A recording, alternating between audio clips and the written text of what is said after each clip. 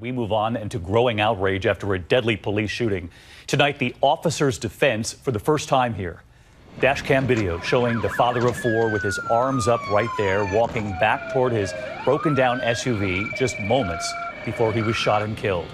ABC's Clayton Sandell is in Tulsa tonight on the officer and her defense.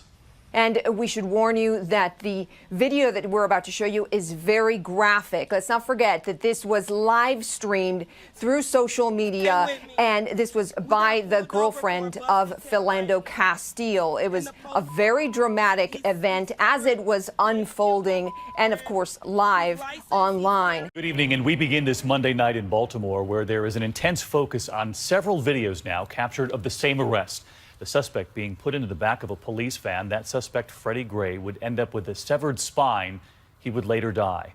It is unclear how it happened. Late today, Baltimore police saying none of the officers described any use of force. You can see Gray being put in the back of that van. Tonight, the Justice Department telling ABC News the Civil Rights Division is considering opening an investigation into the death of Gray while in custody. There are major developments tonight in the case of a neighborhood watch captain in Florida who shot and killed an unarmed 17-year-old. The U.S. Justice Department has now opened a civil rights investigation, and the local prosecutor has convened a grand jury to consider criminal charges. Justice correspondent Bob Orr has the latest. In the 3 weeks since Trayvon Martin was killed inside this gated Florida community, Neighborhood Watch volunteer George Zimmerman has maintained he shot Martin in self-defense.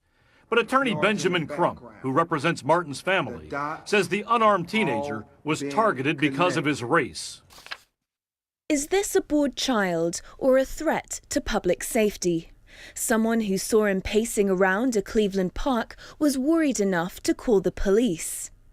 The guy keeps pulling it out. It's probably fake, but you know what? Scaring the A patrol car arrives at the scene, and seconds later... Shots fired, male down, black male, maybe 20, black revolver, black handgun. Tamir Rice, who was 12 years old, died later in hospital. His family wanted these recordings released, and the police obliged. This is not an effort to exonerate.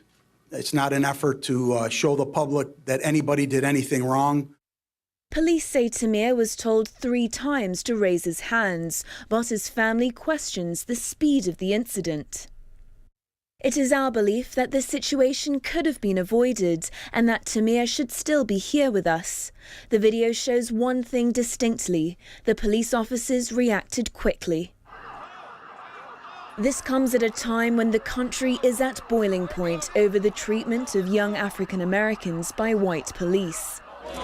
People are furious at the grand jury decision not to prosecute a white police officer who killed Michael Brown. Since his death in August, more than a dozen teenagers have been killed by police. Half were African Americans, many carrying pellet guns, like Tamir's. Laura Westbrook, BBC News.